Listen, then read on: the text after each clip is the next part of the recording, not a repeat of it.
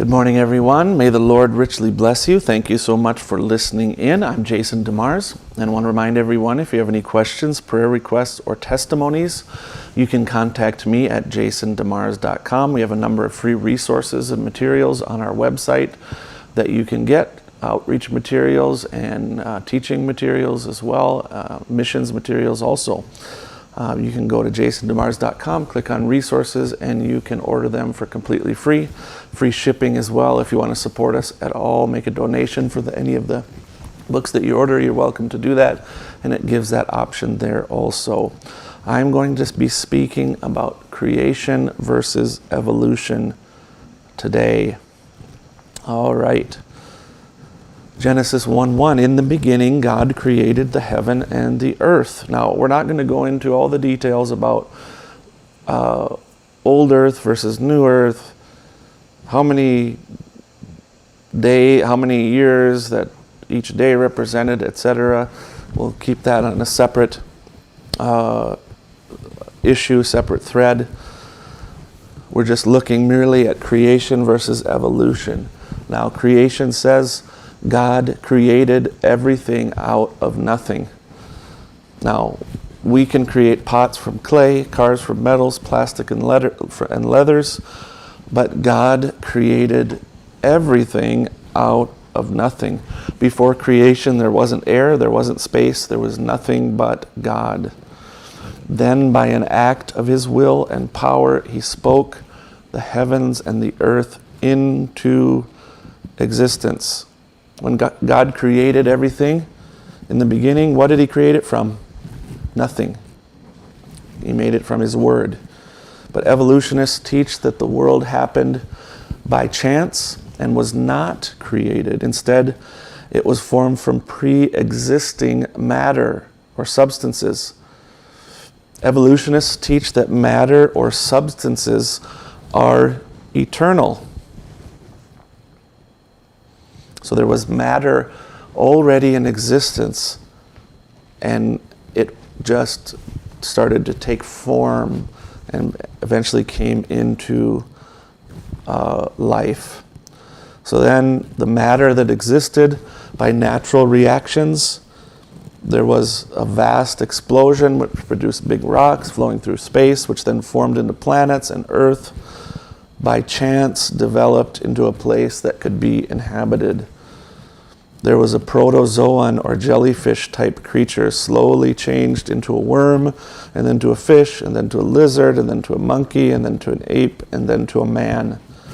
This happened slowly over billions and billions of years using genetic mutations, hybridization, and natural selection. So genetic mutations, let's look at that a little bit. A genetic mutation is when offspring are born and they have some defect. Okay? So in evolution, that would be like a fish is born with a little tiny leg, and then each successive generation is born with a tiny leg, and then it adds another tiny leg, then it has lungs, then it adds lungs, then it can breathe air. And this process of mutation goes on and on and on until it turns into a man. The problems with this evolution, are that it begs us to ask the question, how can matter be eternal? Everything that begins has a cause for that beginning. The original cause for the beginning of matter must be God, logically. There has to be an infinite mind with infinite power in order to bring about everything that is. So, life has never been observed to come from non-life. Evolutionists teach that there was no life in the universe at one point in time, and then over time, life came forth from natural processes. Life has never been observed to come from non-life. The process of evolution in the animal kingdom also is not observable. It's a theory. It's never been proven that genetic mutations can produce an improvement. Incremental mutations produce animals that either have difficulty or find it impossible to survive, violating one of the chief tenets of evolution, survival of the fittest. Genetic mutations produce animals. This is observable science, not theory. Incremental mutations produce animals that have difficulty or almost find it impossible to live. The truth is that these mutations are a result of the fall and sin and produce hardship and often death.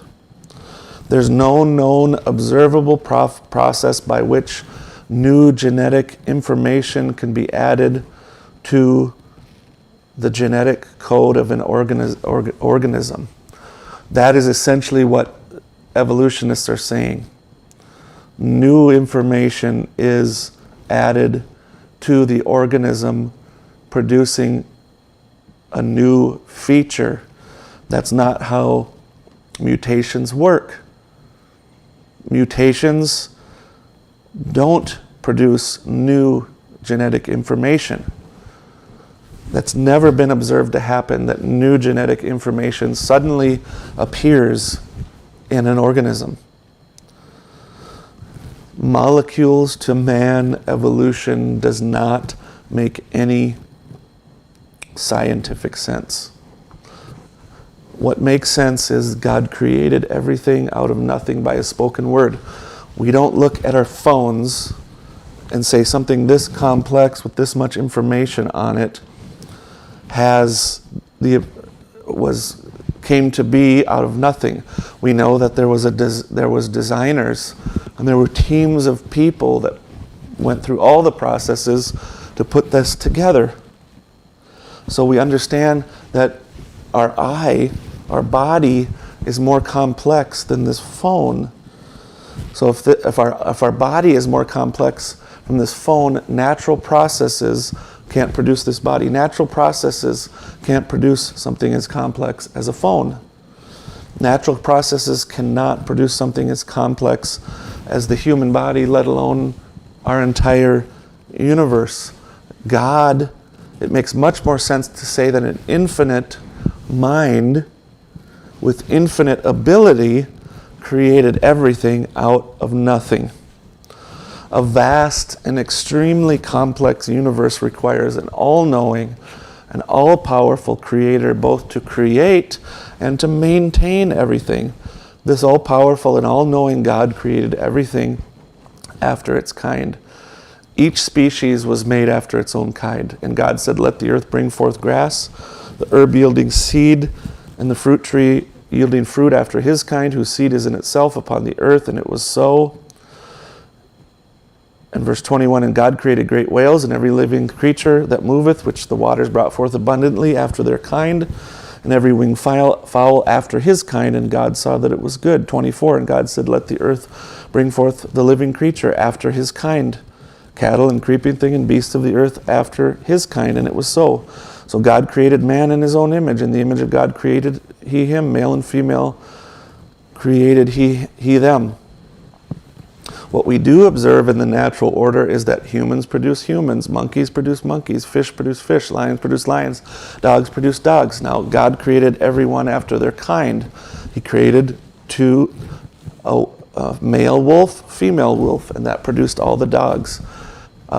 As far as cats go, I'm not sure which was the original, but let's say the first two cats were lions, male lion, female lion. From there produced all the other different cats that went through natural selection and through the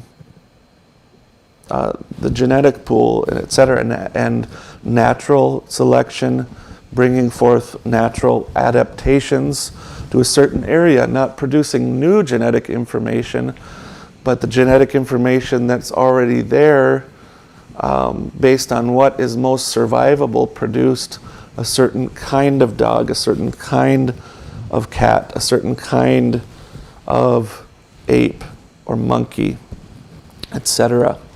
And the list goes on, whether it be a snake or a lizard or an elephant, whatever it might be. All right. So, again, evolutionists teach the world happened by chance, was not created. It was formed using pre-existing matter, and that matter and substances are eternal. Then natural reactions, vast explosion, big rocks came.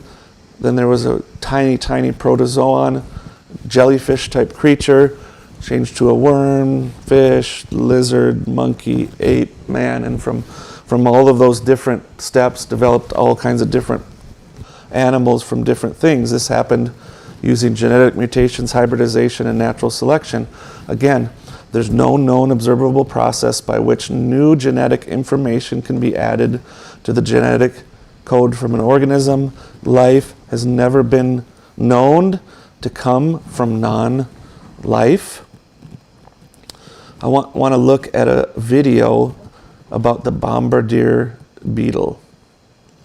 The Bombardier Beetle is an interesting little bug with a very complicated system. This little bug sprays hot acid through a movable turret to protect itself whenever it feels threatened.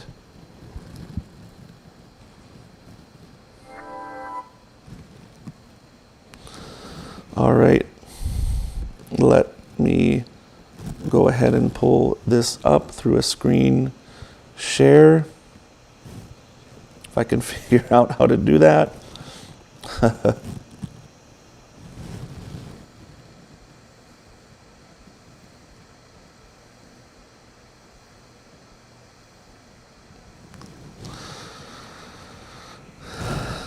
Scientists estimate that 4 out of every 10 species of insects are beetles, including click beetles, dung beetles, rhinoceros beetles, ladybugs, boll weevils, and my favorite, lightning bugs, or as some people call them, fireflies. Those little guys have built-in bioluminescent flashlights. How cool is that? In one sense, beetles are a common bug. That is, they're commonly seen creatures. But don't think of them as unremarkable animals. Beetles do some exceptional things that testify to a grand designer. Consider the Bombardier Beetle, which has a kind of bomb in its belly. The Bombardier Beetle doesn't have explosives tied to its back. It doesn't carry around a miniature stick of dynamite. Its insides are not full of nitroglycerin. No, this little bug has tiny glands inside its body that produce 2 harmless chemicals, known as hydroquinones and the more familiar hydrogen peroxide. The Bombardier Beetle secretes these chemicals into a kind of holding area or storage tank. Then, if the beetle senses danger and is agitated by an attacker, it quickly moves the chemicals from its storage tank into yet another chamber, which could be called the explosion chamber.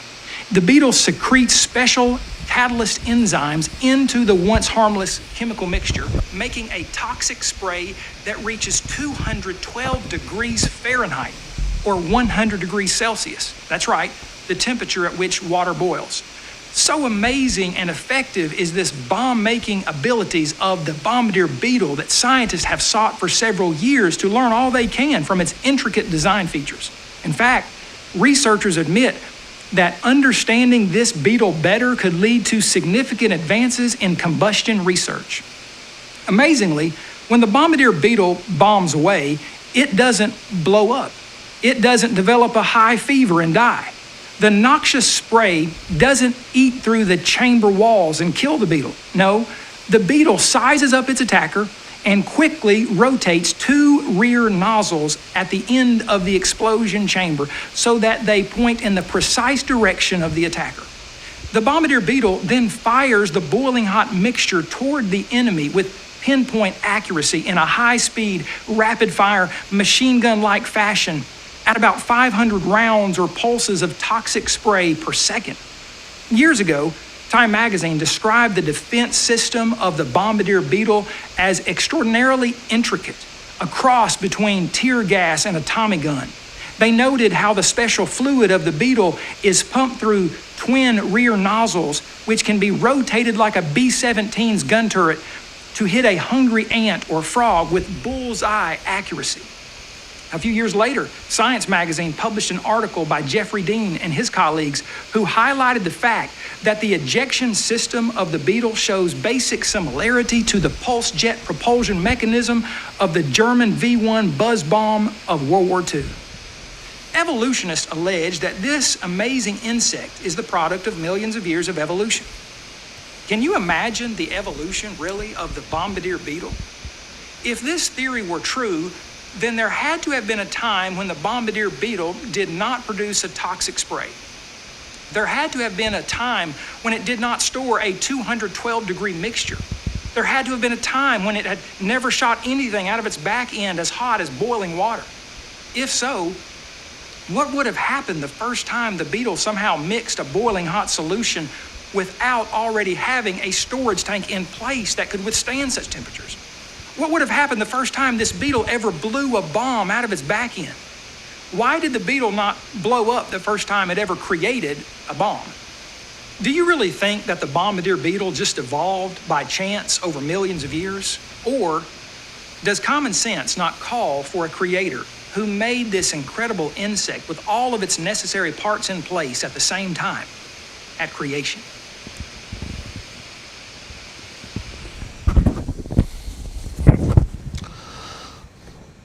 Amen.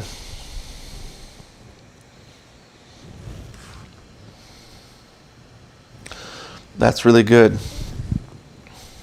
So, looking at that beetle, let me just trying to bring back the screen properly here. All right.